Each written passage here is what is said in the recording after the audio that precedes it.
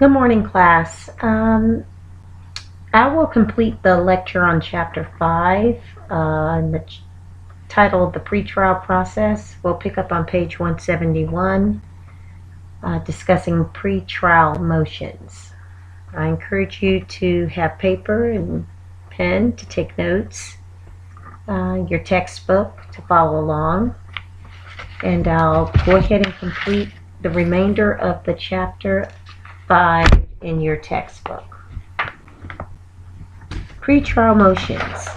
As you may recall, in the criminal justice system, when we dictated the steps, pretrial motions fall under the court section, and it immediately follows the preliminary hearing or grand jury process, which is after the prosecutor presents the evidence to a jury who determines whether or not the evidence is sufficient to pursue trial against an alleged person.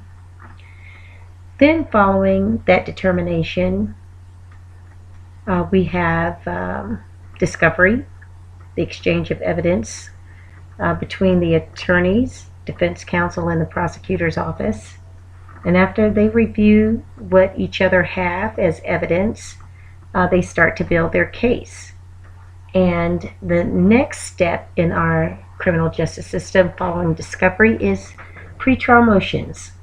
And pretrial motions is when, after both parties have reviewed the evidence, they make determinations on whether or not a motion needs to be filed. Now, a motion is a request to have the judge take action on an issue. And that motion is nothing more than a request or asking.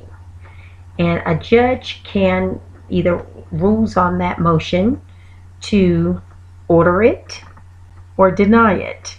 So the actual pretrial motion is a document, and it's labeled motion to, and there are several different actions that can take place when it comes to a motion. You can ask for several different things to happen.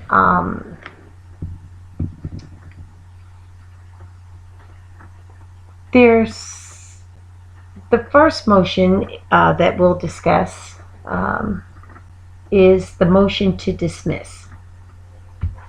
Now, the motion to dismiss is frequently filed by the defense side. They've reviewed the evidence and they look at it and say that the government just does not have enough substantial evidence that their client did it. They may dispute some of the facts that were presented in the prosecutor's case and say that it just doesn't establish enough guilt against their client. If a judge does award or order or approve or accept the motion to dismiss the charges against a defendant, it doesn't mean that the government can't come back and file those charges again. The government or prosecutor's office certainly have the opportunity to change some things, add new evidence, and recharge and start the process all over. Okay. Some reasons why a person may move to dismiss is lack of sufficient evidence. They can move to dismiss on the grounds of double jeopardy, that they can't be charged twice. Or they get moved to dismiss on grounds of immunity, meaning they had made some agreement, or in their status or position they are immune from being charged for certain things. You can move to dismiss for violating the statute of limitations. I mean, you have a certain time period for certain charges for a person to come after you if you've done something wrong, and if they don't come within that time frame, you can have the matter moved to dismiss because they are it didn't comply with the statute of limitations. Okay, another type of motion is to determine the competency of the accused to stand trial. If you want to challenge whether or not the defendant is mentally disturbed or should be declared incompetent to stand trial, then the defense may move to have that determination made. Now, a judge may not be able to make that decision. They would have to require that an expert determine whether or not that the defendant is mentally competent. There are standards and requirements at both the state and federal level that an accused person, a defendant, must be able to understand the charges against them, understanding the whole process of having to be confronted by the people testifying against them, understanding the nature of the trial process, what a conviction is, and the threat of a person's freedom or liberty is at stake. They must be able to fully understand all of those things. And when they try and determine the competency hearing, that will be a separate hearing. Like, that wouldn't be part of the trial. If the motion is granted to determine competency, then in a separate hearing, there will be a competency hearing. So that motion, if granted, that's how it would move forward. And if the defendant is determined to be competent, then the trial will resume. Another motion is to suppress evidence or obtain, a motion to suppress evidence that was obtained from an illegal or an unlawful search or seizure. So if you know evidence that was illegally obtained in violation of the Fourth Amendment right, it can't be used against the defendant in a criminal trial. So a good lawyer would recognize that from the evidence that they reviewed in discovery and have that, put a request in to have that evidence suppressed, meaning not presented into the trial against their client. And when the defense moves to suppress evidence on Fourth Amendment grounds, the court generally holds an evidentiary hearing, and they'll have a hearing just on that evidence as to whether or not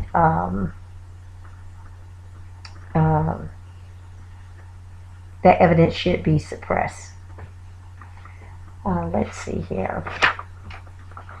Any other motions? There is a motion referred to as a dispositive motion. I'm on page 172, and a dispositive motion basically means the ruling. What's the outcome of the motion? Other motions: motion to suppress a confession or admission or other statements made to the police, especially if a defendant made statements that were not voluntary or without being given notice of their right to remain silent. Then some of those statements in violation of the Miranda rules could be requested to be suppressed. A fifth motion is to suppress maybe a pretrial identification of the accused. If the defendant's counsel find that the method for them identifying their client was flawed, or something was wrong, or it violated the rights to due process, then the defense counsel can request to have, they could submit a motion to suppress that pretrial identification of their client. A sixth motion is a motion to require the prosecution to disclose the identity of a confidential informant. As you know, any accused person has the right to confront their witnesses or persons who are testifying against them. And in the case of a confidential informant, those persons are not identifiable either by name or cannot be cross-examined or questioned. And if the defense feels it's necessary based on the information that the prosecutor is relying on from the confidential informant, then they may move to have that person's identity disclosed. And now, of course, there's going to be a balancing test for determining whether or not disclosing that information might compromise protecting the free flow of information between the police and others that may in the future not be so willing to give up information. Now, if the informant was an active participant in the offense, the prosecution may be forced to reveal that person's identity. Okay, a seventh type of motion is a motion for change of venue, and this is in some instances where the government may request a change because they believe in a venue. Don't forget, that's the place where the trial is actually being held. They may request to change the venue or the place to hold a trial on the ground that a fair and impartial trial can't be had. If you feel like you might not be able to secure an unbiased jury, you feel like too many people have already made a decision, so your jury pool is going to be tainted. This is, very common with very popular or media-driven cases, ones that we hear on the news constantly, where people tend to draw their own, conclusions about a case before hearing the facts during the trial. So if they think there's some level of prejudice that may be involved, then the prosecutor may move to, or the defense may move to change a venue. The eighth type of motion is a motion for continuance. Either the government or the defense may ask for a continuance or a postponement for trial. And there could be a variety of reasons for this. It could be due to illness or an emergency on behalf of counsel. It might be because an important witness wasn't able to be presented as scheduled. The unavailability of a witness or some type of document or evidence, or maybe even just the lack of adequate time to prepare for trial. They may move to have a continuance or a postponement. That means nothing more than just delaying the proceeding. Other pretrial motions are depositions, which preserves the testimony of a witness who may not be able to be available at the actual trial. And that's generally the most popular motions. On to page 173. An arraignment. An arraignment is the accused's first appearance before an officer of the court, way before the trial process begins. Don't forget, the arraignment occurs in the very beginning following the booking phase,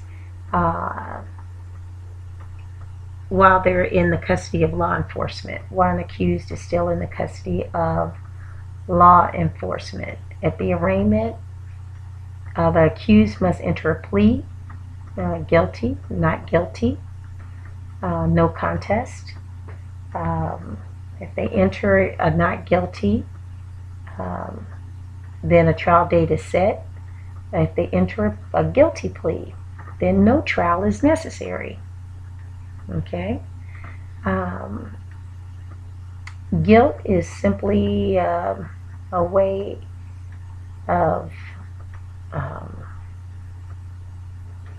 wrapping it up. Some people may do it just so that they don't have to go through the trial process and the big delay. What would happen after a person admits guilt is they just move on to the next stage, which would be sentencing. No trial. A plea of guilty, where a person says, I'm really innocent, but I'm going to go ahead and plead guilty, is referred to as an Alford plea. A-L-F-O-R-D. An Alford plea. And this is when they say it's just in their best interest to go ahead and plead guilty instead of running the risk of a jury who may find them guilty of something that they do not believe that they're guilty of and give them a harsher penalty. The no contest plea basically functions as a guilty plea, but the advantage is that it's never on record as having admitted guilt. Okay? You're not admitting nor denying anything in a no contest plea. You also don't give up any of your constitutional rights when you enter a no contest plea. Let's see, some other things that are necessary for you to know during the arraignment process. You can have counsel present at your arraignment so that you may have discussed what your plea status would be before you make that statement before an officer of the court, the judge, or hearing officer or magistrate or whomever is facilitating the hearing. Plea bargaining, page 174. Now, in most jurisdictions, more than 90% of all felony suspects plead guilty or no contest. 90%. So of all the criminal cases that go to trial, that's only 10% of all cases. Most people tend to plead guilty. And the benefit of a plea bargain to those who plead guilty is that they, in exchange for a guilty plea, they strike a deal with the prosecution to plead guilty in exchange for a reduction in the severity of the charges or counts or time. Okay? So there are three factors that can be considered. They can negotiate down the time, meaning the length of time that they get. They could negotiate the total charges against them. If you have an assault or assault with a deadly weapon combined with DUI, combined with child endangerment, they can negotiate some of those. And then counts. If you assaulted 4 or 5 different people, or you might have 4 counts of assault. So those are the things that can be negotiated in exchange for a plea of guilty by an accused. Some of the other things is in the type of punishment, rendered. You might want to discuss conditions of a probation or restitution instead of time, in place of time. Now, once a person submits a plea and a plea deal is accepted, they must be approved by the court. Okay? Both counsels get a chance to review it. Then they have to submit it to the court, and the court has to ensure that the defendant willingly and voluntarily chose to accept the guilty plea, and also give them an opportunity to withdraw the guilty plea, which means that they'll just go ahead and move forward with trial. The judge may also make clear to the defendant or accused, asking if they understand all the conditions of their plea deal and were they able to go over it, just to make certain, because you do forfeit and give up a lot of constitutional rights when you accept a plea deal, when you move forward with a guilty plea. And the judge wants to ensure that the defendant is fully aware. Okay? Don't forget, though, there are a lot of critics of plea bargaining. Some people think that it deprives the defendant of their right to a fair trial. It's as popular as it is. There are a lot of opponents that believe that it's more about trying to get rid of the numerous caseload of prosecutors instead of trying to seek justice and determine what's right. So we could talk at greater length, but plea bargaining has two sides. There is one benefit, but also, which is a prompt resolution and not having to wait and sit to the side. But it also can have some drawbacks. Let's see here.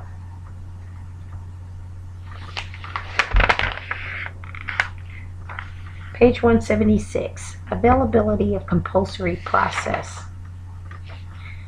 The Sixth Amendment to the Constitution guarantees a defendant a criminal case the right to have the compulsory process of the law to obtain witnesses in his favor.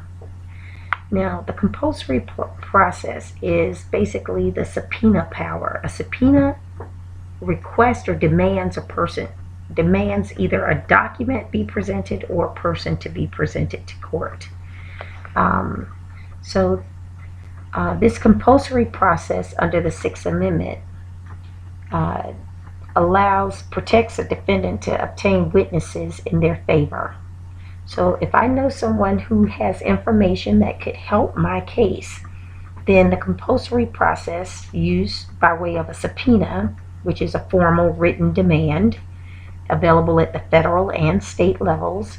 The subpoena is available to both the prosecution and defense to demand a person to appear or a document to appear. Now, pretrial discovery. I mentioned this before when we were talking about pretrial motions. Now, the courts have always recognized the prosecutorial duty to disclose all their information to the defense, especially if they have information that is exculpatory. Exculpatory means that it will vindicate or prove that a defendant is not guilty. So if a prosecutor has information that the accused could not have been at the scene of the crime at that time, that's referred to as exculpatory information. And based on our fundamental concept of justice, then the accused must be treated fairly and the defense should have access to that information. And the prosecution cannot suppress it and keep it out of discovery. So that's one of the other benefits of discovery, is that both sides get to see exactly what evidence they have and be able to challenge it and make sure that it's properly disclosed.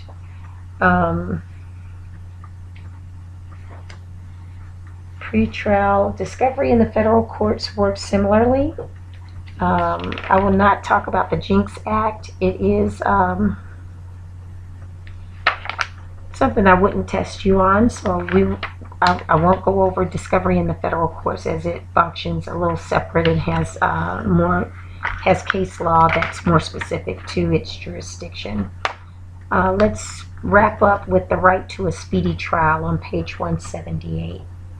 The Sixth Amendment also provides and guarantees a defendant the right to a speedy trial. And the Supreme Court in Barker versus Wingo refused to come up with a specific time limit. However, the courts today pretty much adopts a test that the courts have to consider.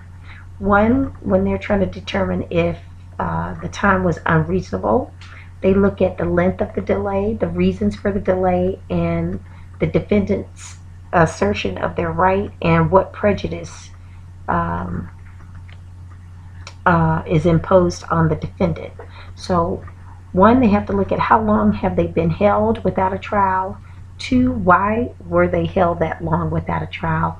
Three, did the defendant at any time assert their right that they should have had a trial by now, or inquired about the status of a trial? And fourth, does it prejudice the defendant? Meaning, if a person's been locked up in jail for 2 years, some people may presume that they must be guilty of something. So the court takes all that into consideration when a person makes a claim that their Sixth Amendment right was violated for not having a speedy trial. In response to Barker, which the Supreme Court refused to give a specific time limit about from the time that the charges were filed to a trial, they did impose that four-step test for another court to determine if it was reasonable or unreasonable. In 1974, because Wingo case was in 1972, 2 years later, the Speedy Trial Act of 1974 was passed. So Congress ended up passing legislation to further protect those persons who were unreasonably being detained or held. And this act provided specific time limits for pretrial and for trial procedures in the federal courts. Okay, so if a person, after their grand jury indictment, remember, this is where the evidence been reviewed by a jury to determine whether or not they should move forward with trial. And if they do find that it should, in a grand jury process, they refer to that as an indictment. So if an indictment comes down, then they say that you must file within 30 days of the arrest, and the trial must start within 70 days after the indictment. So it does give specific time limits under the Speedy Trial Act of 74. So if a defendant's trial does not begin within those time limits, the defendant can enter a motion before the trial even starts, okay, to dismiss the charges. In the district court or at the federal court level, they have to dismiss the charges. So that's another type of motion that can be the basis for a motion. Motion to dismiss is if it's in violation of the Speedy Trial Act of 74. Now that is at the federal court level. Now if they find that there are time limit delays caused by the defendant's actions, of course that will not be granted. So for instance, if defense counsel has submitted several motions motions of continuance or postponement, and their clients in there because they've constantly been pushing the date back, then that wouldn't be a basis for the court to determine whether or not they weren't granted a speedy trial, if it's connected to the actions of the defense. Now, the Sixth Amendment Speedy Trial Clause in the Constitution does apply to the states, not just the federal courts. It's just a Speedy Trial Act. But the Sixth Amendment protects defendants at the state level. It just does not stipulate specific time. They leave that determination up to each individual state. In Illinois, they have a trial must begin within 120 days after being placed in custody. So that's about 4 months that a defendant must go to trial in their under their law. If that person does not, then they must be discharged or released on the day that this trial was supposed to be scheduled. So here we've talked about the rights afforded by the 4th, 5th, 6th, and 8th Amendments of the U.S. Constitution, and some of the procedures used in criminal cases. Many of the steps of the criminal justice system that we talked about in those first couple of days of this course. Many of the rights are redefined and enlarged by courts during the 60s and 70s. The Brady Bill, the Jinx Act, the Miranda, Gideon. There are a host of cases that have influenced and changed the course of constitutional protections and interpretations of the Constitution in criminal proceedings. And those are some of the cases that you all will be working on for your research assignment this week. So I encourage you to take your case, do a brief, and be prepared to present on your case next week, Tuesday. Everyone should be prepared. Hope you've had a great spring break. And just remember that we will pick up on Chapter 5 as I've wrapped it up here. And you should use the remainder of your time to